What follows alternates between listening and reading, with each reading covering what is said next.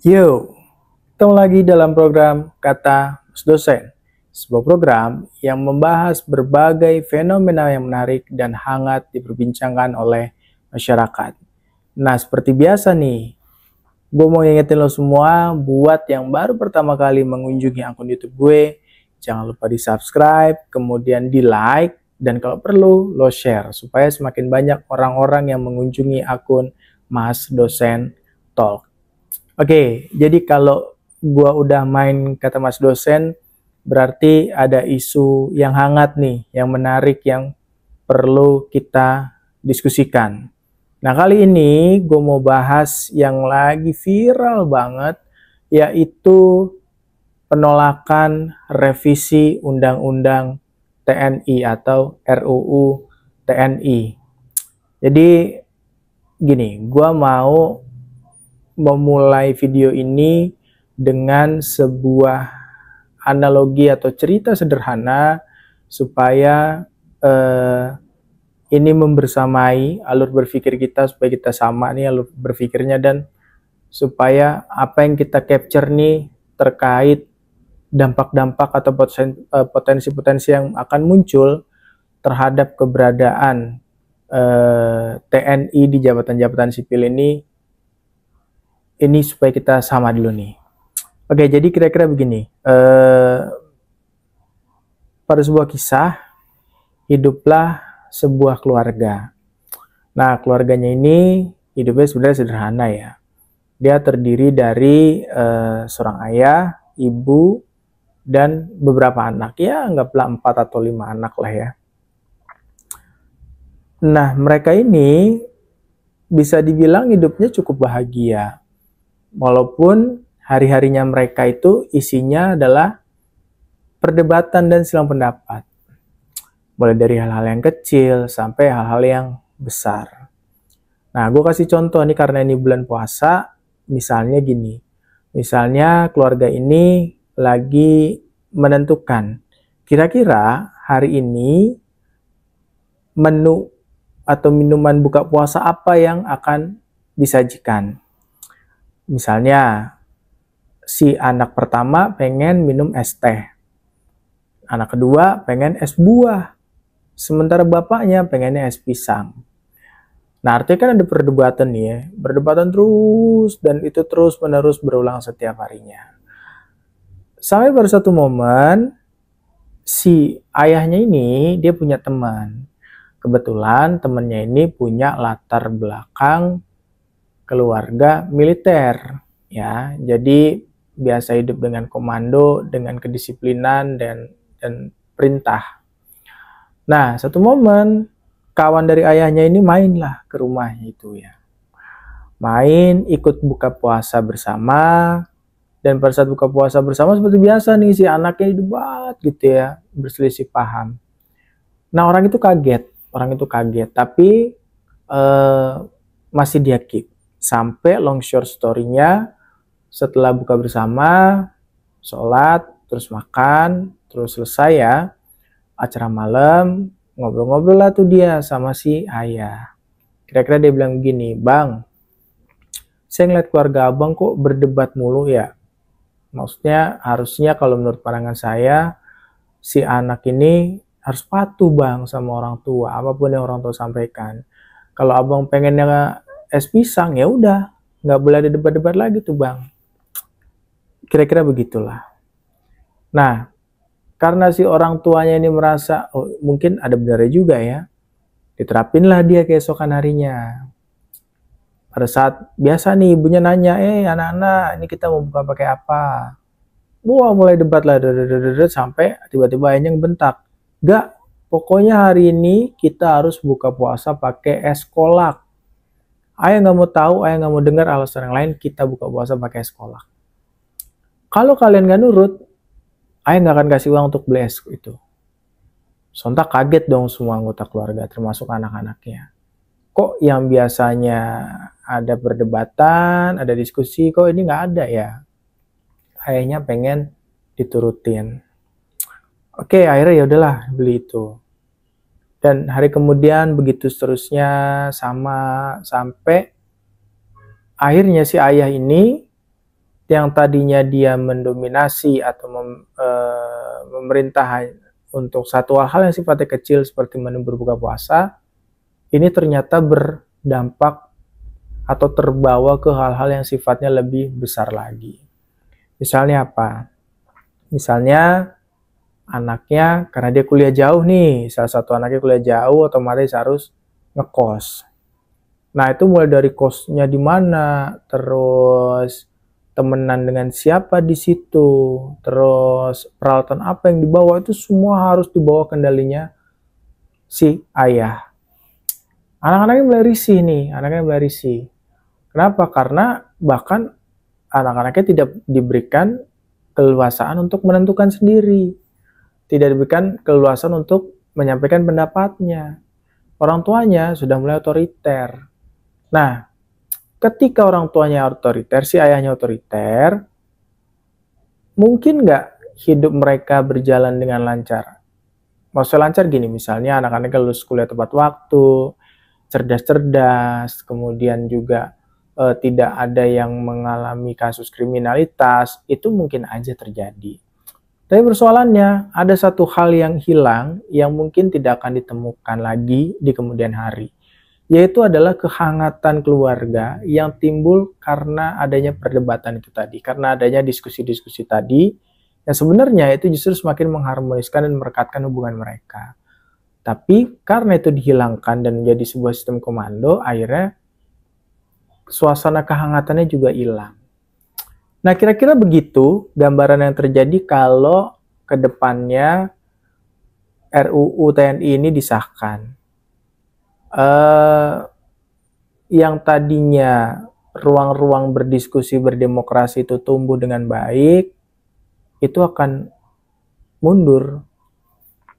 Gitu. Nah, sekarang gue mau ajak lo berdiskusi ya. Jadi kalau gue sih gini, sebelum gue bikin konten, seperti biasa gue udah riset, gue udah baca, gue lihat beberapa video yang membahas tentang itu dari para ahli, para pengamat. Intinya tidak ada yang setuju dengan RUU TNI ini. Kalau gue paling nggak punya 4 nih, punya 4 pertimbangan kenapa gue nggak setuju ya. Ini menurut gue ilmiah, logis, mungkin bisa debatable juga, tapi it's okay. Gue selalu terbuka dengan hal itu. Yang pertama, proses penyusunan RUU-nya ini atau pembahasan RUU-nya ini terkesannya kok buru-buru banget ya. Kalau kata orang buru-buru banget sih kawan, mau apa sih kawan, ada pegerangan kawan, kan kira-kira kayak gitu ya. Acaranya, pembahasannya itu digelarnya weekend. For your information ya. Weekend. Yang mana kita tahu weekday aja banyak tuh kursi Senayan kosong. Tiba-tiba ini si paling kerja di weekend.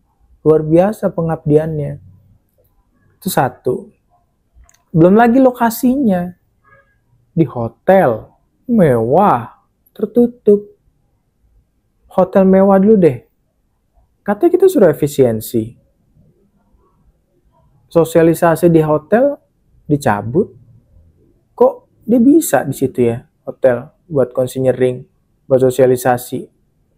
Buat diskusi, mewah lagi, tertutup. Pokoknya gini deh, rumus gampang ya, kalau ada sesuatu di balik itu pasti dilaksanakan tertutup.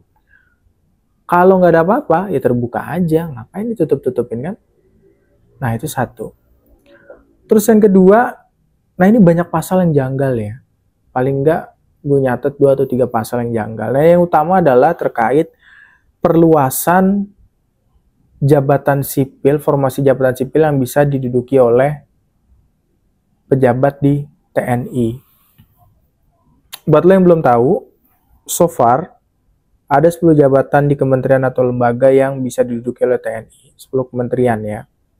Ini mau ditambah jadi 15. Urgensinya apa? Gak gini loh, maksud gue gini.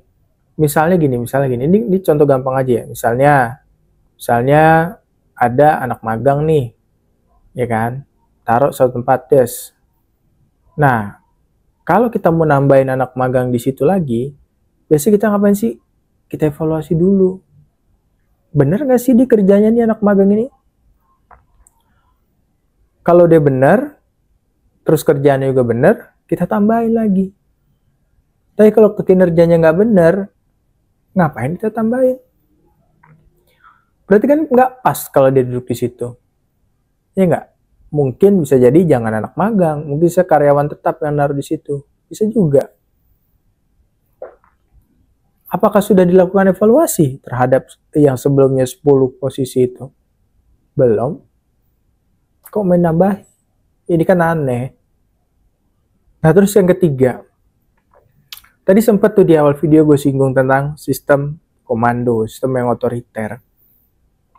Lagi-lagi gue nggak bilang ya bahwa sistem komandonya TNI ini jelek, sama sekali nggak. Gue nggak bilang itu, justru gue bilang bagus. Kenapa bagus? Karena memang pada hakikatnya TNI itu dilatih dan dipersiapkan untuk bertarung di, dalam tanda kutip ya, berperang di medan perang. Lalu bayangin, kalau dalam medan perang itu, misalnya, oh kita terkepung, apa yang harus kita lakukan? Tuh diskusi kelamaan, duar, meninggal semua. Makanya perlu komando. Jadi apapun yang diperintahkan, itu harus dikerjakan. Bagus, gue nggak bilang jelek, gue bilang bagus. Asal ditempatkannya sesuai dengan porsinya. Lo nggak bisa naruh sistem yang kayak gitu di jabatan sipil, nggak bisa. Gue kasih contoh gampang banget nih. Beberapa hari yang lalu gue sempat posting di story gue.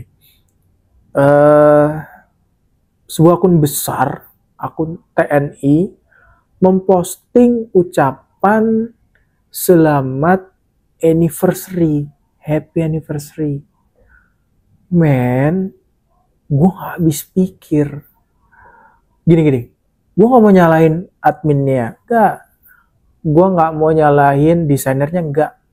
Karena gue yakin mereka juga sebenarnya gak mau bikin desain dan memposting itu.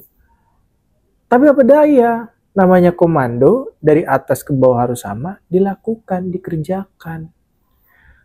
Nah lo bayangin, kalau itu terjadi di ruang-ruang sipil, gak mungkin akan ada orang yang kayak gue, yang bisa satu waktu, dua waktu, sering waktu, gue kasih masukan. Gak mungkin ada orang-orang yang kayak, yang ya dia secara jabatan tidak lebih tinggi, tapi dia punya ruang untuk memberikan pendapat. Nggak akan mungkin itu terjadi, bro. Itu yang ketiga. Yang terakhir, TNI ini kan dilengkapi senjata ya. Dipersenjatai dia oleh negara. Memang diperbolehkan, diberi kewenangan untuk itu. Lo bayangin, lo punya pimpinan yang dipersenjatai oleh negara. Wah, gue sih nggak bisa, gue nggak bisa ngebayangin ya. Maksud gue, dulu tuh kan ada yang namanya pemisahan bifungsi ABRI ya. Nah kalau dengan kayak gini berarti kan bifungsinya balik lagi ya. Ini aneh deh. Dan yang terakhir nih kelima. Banyak pejabat-pejabat di sipil tuh yang nganggur. Dalam artian maksud gue nganggur ini bukan gak kerja, bukan, tapi lebih kepada mereka ini gak punya jabatan, kosong. Gitu. Jadi jabatannya terlalu penuh sehingga mereka harus mengantri. Nah, padahal bisa jadi mereka punya track record atau pengalaman berpuluh-puluh tahun di bidang itu. Gue bisa jamin ilmu yang dia punya lebih baik daripada ilmu-ilmu yang misalnya dari TNI transfer masuk ke kementerian itu. Gue jamin 1000%. Mereka aja nunggu. Itu udah lama. Sikut sana, sikut sini. Apalagi dengan ditambah nanti harus bersaing dengan TNI.